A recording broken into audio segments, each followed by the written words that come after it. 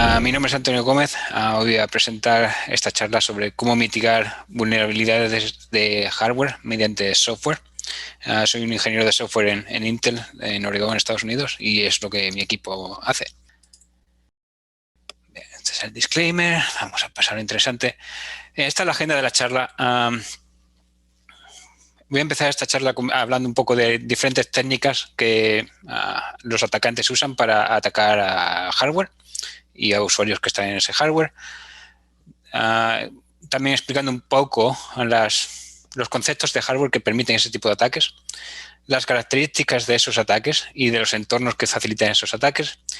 Y al final tendré también un tiempo para hablar de cómo nosotros mitigamos a hardware que está en producción y de las técnicas que los desarrolladores pueden implementar en su código para hacer que estos ataques sean mucho más difíciles en sus códigos.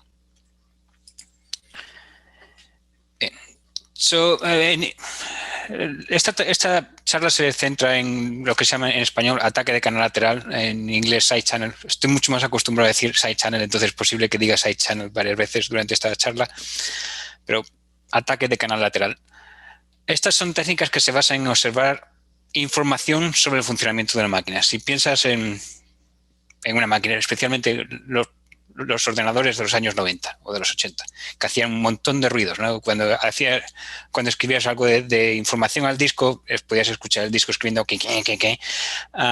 pues eso potenciaba o posibilitaba un tipo de ataque de canal lateral, ¿no? Simplemente observando ese tipo de ruido que la máquina hacía, se podía llegar a entender un poco qué es lo que la máquina estaba haciendo y a partir de ahí incluso extraer información.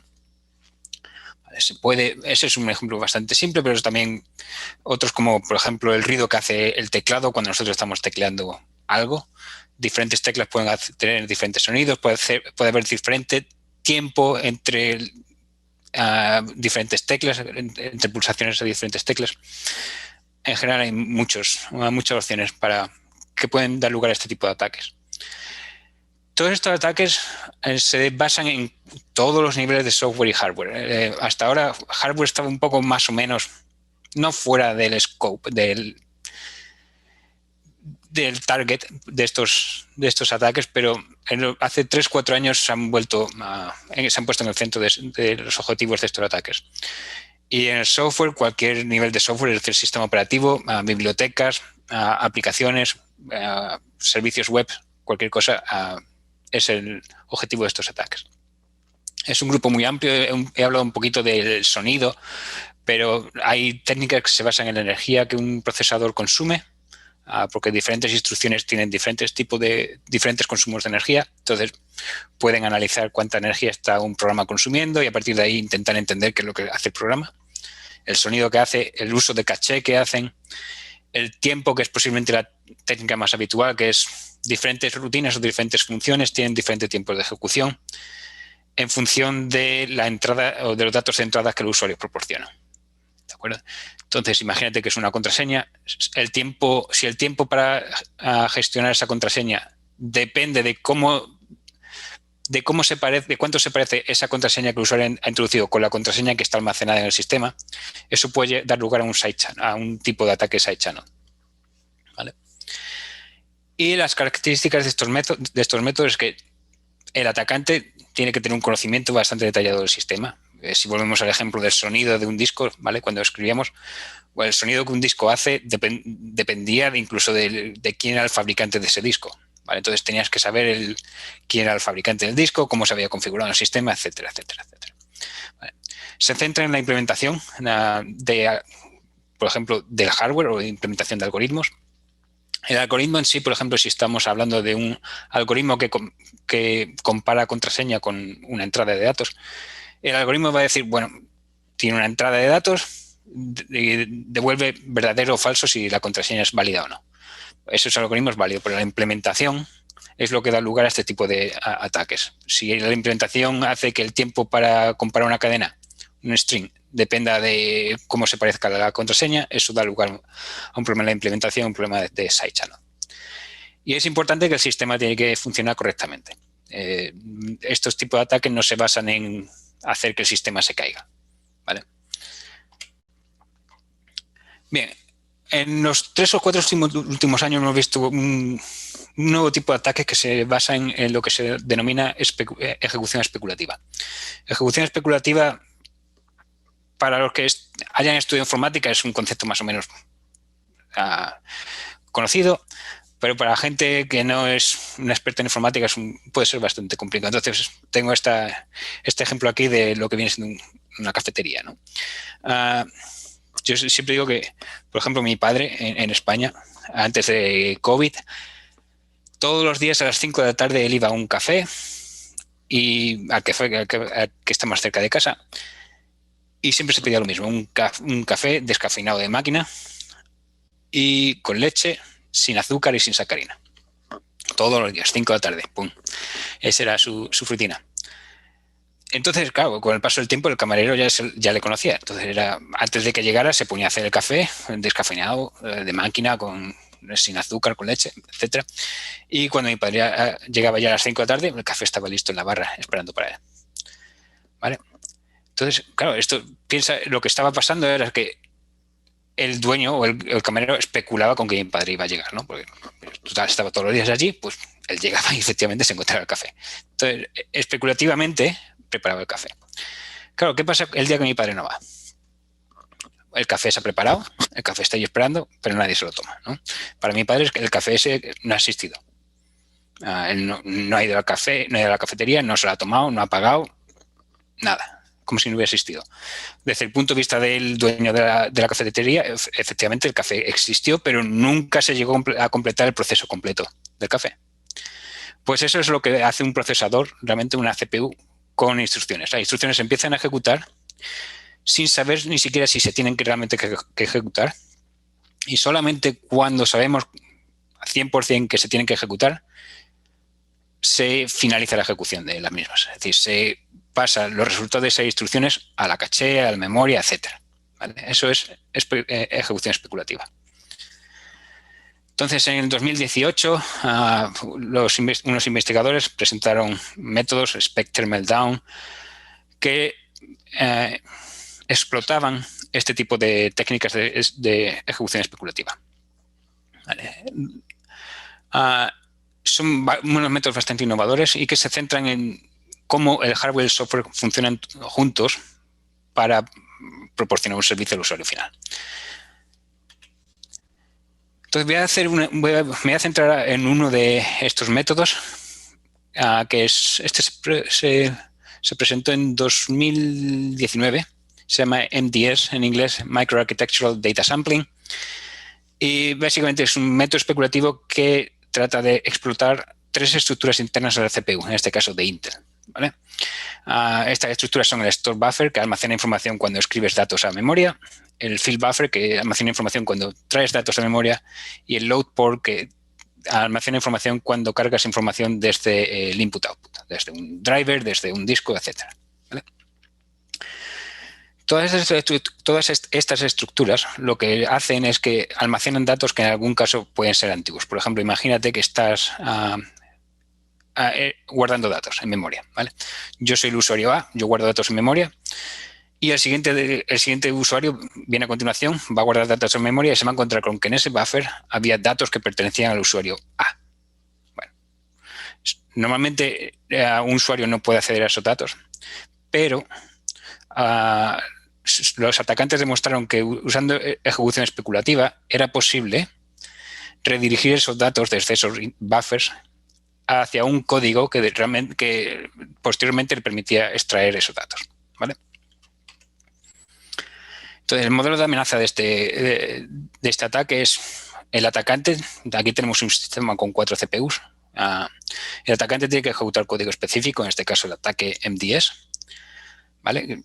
Hay máquinas que se puede ejecutar este ataque, hay máquinas que no. Entonces, la parte más fácil es realmente saber si estás en una máquina donde puedes implementar este ataque o no. Después, la víctima tiene que estar corriendo en la misma CPU, en el mismo core, ¿vale? En este caso estamos en el core 0, digamos, que tiene 2 CPUs virtuales o lógicas, porque tiene hyperthreading. Entonces tenemos el atacante corriendo en LP0 y la víctima corriendo en LP1. El atacante no tiene control sobre los datos que la víctima trae a la memoria. Como ya dije al principio, todos estos ataques, todo tiene que funcionar como se supone. Es decir, si tú intentas convencer a la víctima de que traiga un tipo de dato específico a la memoria, la víctima se va a dar cuenta. Es decir, de repente estás corriendo tu programa y tu programa te sigue pidiendo la contraseña todo el rato. Pues en algún momento vas a decir, aquí hay algo raro, y vas a parar, ¿vale? Los datos se tienen que traer a la CPU repetidamente. ¿Por qué? Porque como el atacante no tiene control sobre los datos que traes, va a tener que hacer un análisis posterior una vez que haya extraído todos los datos e intentar encontrar en un patrón de acceso algo que identifique los datos, ¿vale? Luego tenemos una pequeña ventana para extraer los datos, porque como dije antes, es un buffer muy pequeñito. Entonces, yo como usuario guardo algo ahí, eso se escribe en memoria y inmediatamente después voy a intentar guardar otra cosa más a memoria, otro dato más a memoria. Entonces, realmente solo tengo unos cuantos ciclos de CPU en los que esos datos se almacenan en ese buffer. Entonces, el atacante solo tiene unos cuantos ciclos de CPU para extraer esos datos. Eso quiere decir también que para extraer mucha información realmente útil, los dos tienen que correr en la misma CPU durante bastante tiempo. Esto, si ya piensas en entornos como cloud, te puede dar una idea que es bastante complicado, ¿vale? Porque en cloud sabemos que las máquinas virtuales se están moviendo continuamente de cores, se están incluso moviendo a otras máquinas virtuales, a otras máquinas físicas, perdón. Puedes tener containers que son mucho más efímeros, puedes tener el function as a service, que es incluso más corto, lo hace este tipo de ataques incluso más difícil. Y finalmente tenemos un postproceso de los datos, es decir, el atacante ha extraído toda esa información y tiene que ser capaz de procesar toda esa información para intentar encontrar patrones que identifiquen los datos, algo que le haga saber, oh, mira, esto es una contraseña que me vale, ¿vale? Bien, la mitigación, lo que hicimos para mitigar esto, una mitigación en dos partes. Una que es microcódigo y luego una parte que es en software. El microcódigo, ¿qué es microcódigo? Que es una palabra un poco rara. Microcódigo es realmente código fuente, código que es usado desde los años 90 para cambiar el funcionamiento de una CPU. Si tú piensas, cuando compramos una CPU, aparece en nuestra casa, en nuestro ordenador, ya está, es lo que tenemos. Nadie va a venir a nuestra casa a cambiarnos un transistor ahí para que cambie el funcionamiento de la máquina. Eso no funciona. Es el software, este microcódigo, que cambiando el microcódigo podemos cambiar la lógica que la CPU implementa. En el caso de los procesadores de Intel, de los x86 que tenemos aquí, todas las instrucciones se traducen a microoperaciones. Todas, ¿vale? Y las microoperaciones son los que realmente deciden qué es lo que las instrucciones hacen. Podríamos llegar incluso a casos extremos donde una instrucción que dice sumar dos números, si cambiamos el microcódigo, podríamos implementar una resta, por ejemplo. Es absurdo hacer algo así, pero el microcódigo decide todo eso, ¿vale? Y luego en x86 también una cosa que tiene el conjunto de instrucciones es que hay muchísimas instrucciones, incluso algunas de ellas que ya no se utilizan, ¿de acuerdo? Entonces, para la mitigación de MDS, lo que hicimos fue coger una de esas instrucciones que ya no se usan, VW, y utilizarla, cambiar lo que hace mediante microoperaciones para limpiar esas estructuras. Las tres estructuras que he comentado anteriormente, se borran todos los datos mediante esta instrucción y así ya nadie puede después redirigir esos datos a un programa del atacante, ¿vale? Y luego el microcódigo también implementa dos nuevos, lo que se llaman MSR, que son modelos o registros que en particular el sistema operativo utiliza para detectar las características de una máquina. En este caso, si la máquina en la que está corriendo el sistema operativo está afectada por MDS o no. Básicamente este es el sistema operativo que utiliza este tipo de información. ¿Vale? Y luego tenemos la parte de software. Entonces, después, una vez que ya tenemos el microcódigo, tenemos una instrucción VW que va a limpiar esos buffers, ¿no? Vale. tener una instrucción que limpia buffers está muy bien, pero no hace nada. Es una instrucción, una más. Bien, entonces, lo que hicimos en Linux fue, lo primero, implementar una función que fuera a llamar a VertW, ¿vale? Que es la que tenemos aquí, que es mucho más fácil llamar a esta función que se llama MDS Clear CPU Buffers que realmente llamar a VertW todo el rato, ¿vale? Entonces, ahora tenemos una función que podemos llamar desde el kernel. Lo siguiente es invocar la función en transiciones usuario-núcleo. ¿Qué significa esto? Para los que no seáis expertos en sistemas operativos. Todas las aplicaciones que corremos en un sistema operativo, por defecto, corren en lo que se llama el espacio de usuario. Solamente cuando necesitamos algo del sistema operativo, por ejemplo, escribimos a un disco, escribimos a un driver, escribimos a través de Internet o recibimos información a través de Internet. Entonces, ahí hay toda esa parte se ejecuta en el kernel. Entonces, hay una transición de espacio de usuario a espacio de kernel, ¿vale? Y lo más importante es que si tenemos dos procesos, hay un proceso 1 corriendo y antes de que pasemos al proceso 2 hay lo que se llama un context switch, y ese context switch, que es donde el sistema operativo limpia o prepara el sistema para poder ejecutar el siguiente proceso, y necesita de una transición usuario a núcleo, ¿vale? Entonces, esa es la clave, ese es el sitio exacto para implementar esta función.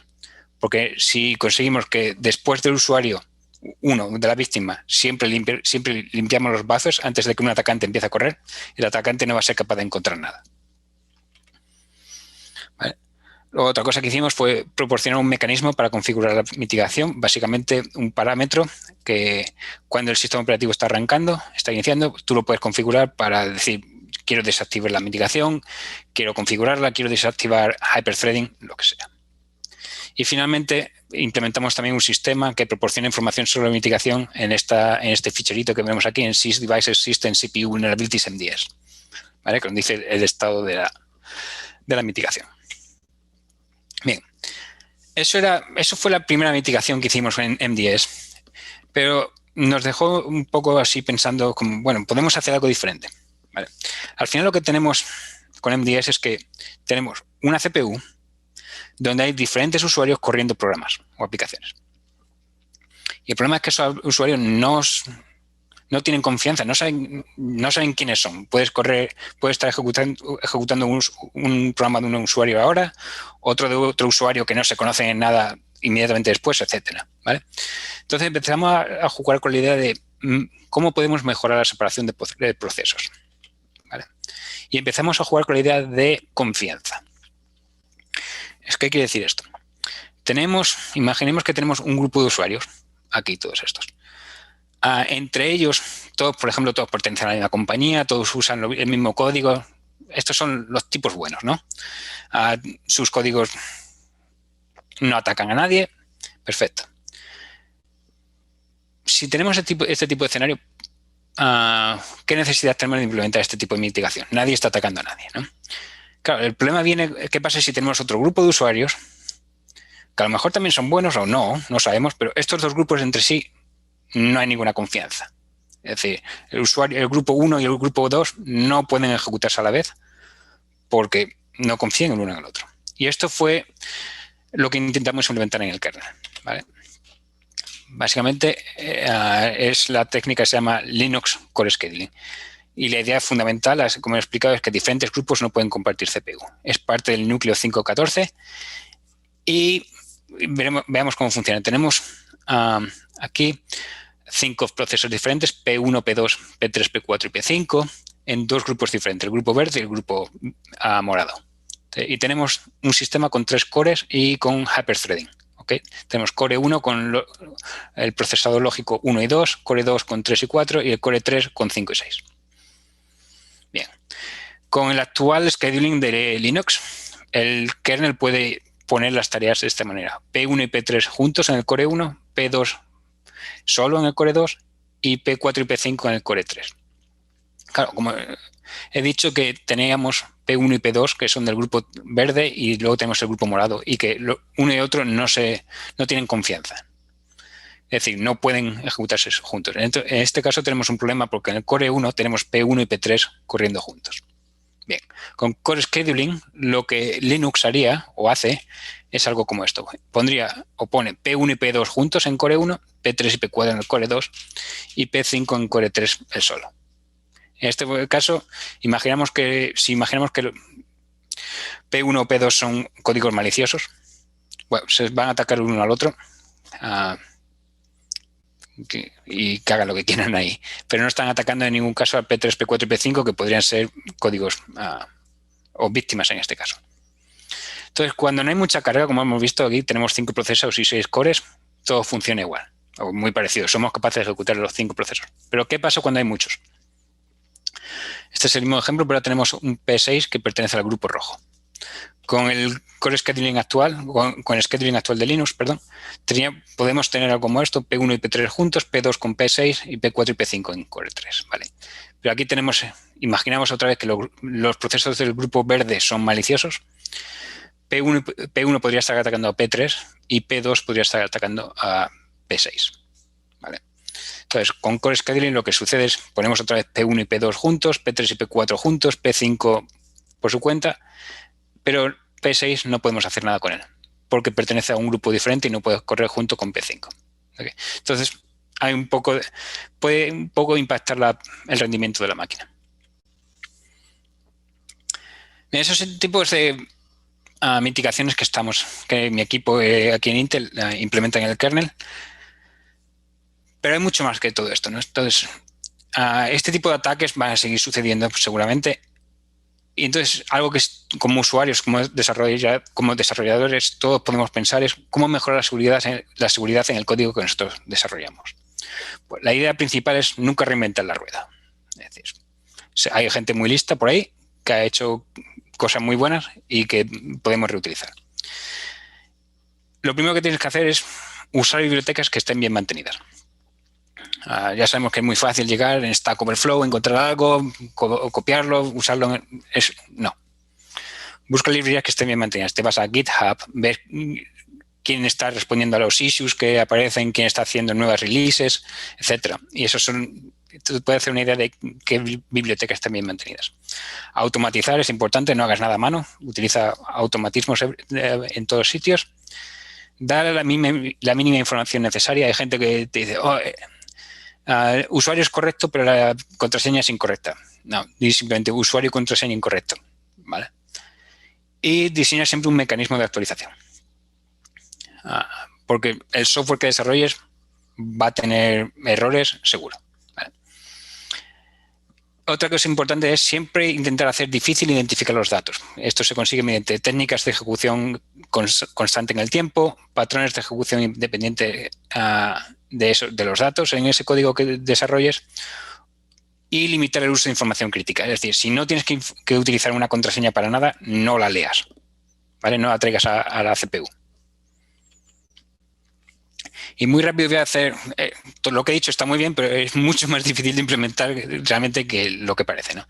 Entonces, muy rápido voy a hacer sobre este ejemplo de cómo conseguir técnicas de ejecución constante, en este caso en C. ¿Vale? En este caso tenemos esta función, el usuario o el desarrollador quiere comprobar que una contraseña es igual que el input que le pasa al usuario, ¿vale? Entonces, utiliza la función de comparación de cadenas. Si son iguales, hace algo y si no, simplemente sale. ¿Vale? Bueno, ¿qué pasa en este ejemplo? El problema de este ejemplo es que esta función, string compare, toma diferente tiempo en función del valor de la contraseña y de la función del input que proporciona el usuario. Y es susceptible de ataque de side channel.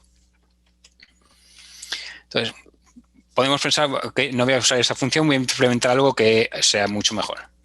Y acabas con algo como esto, ¿vale? Esto es mucho más difícil que llamar a string compare.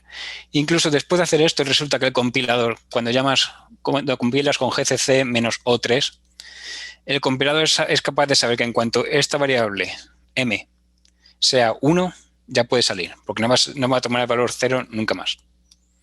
¿Vale? Entonces, lo cual resulta en otro ataque de side channel. ¿Qué es lo que tienes que hacer como desarrollador? A decirle al compilador que m es de tipo volatile para que el compilador nunca sea capaz de retornar en cuanto m sea 1. ¿Vale? Pero hemos pasado de una función de string compare a una función bastante complicada ahora, ¿vale? Por lo cual, vuelvo a lo anterior, busca una biblioteca que haga esto para ti. Hay muchas bibliotecas haciendo esto, utiliza bibliotecas de criptografía, OpenSSL, la que sea. Y hay gente que está trabajando, es lo que hace todo el día, trabajando en este tipo de problemas para que tu código sea mucho más seguro, ¿vale? Y ya está, creo que estoy fuera de tiempo.